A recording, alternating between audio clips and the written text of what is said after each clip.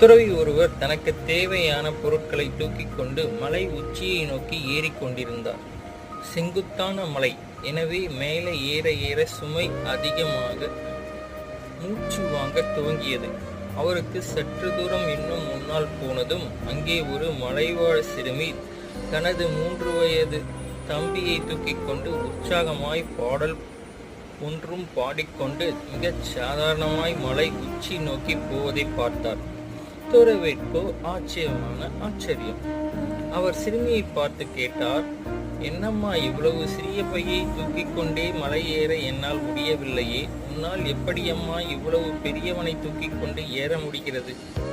அதற்கு அந்த சிறுமி பதில் சொன்னாள், ஐயா, நீங்கள் தூக்கிக் கொண்டிருப்பது ஒரு சுமையை, ஆனால் நான் தூக்கிக் கொண்டிருப்பதோ என் தம்பியை. துறவிக்கு புரிந்தது, அன்பு எதையும் சுமக்கும்.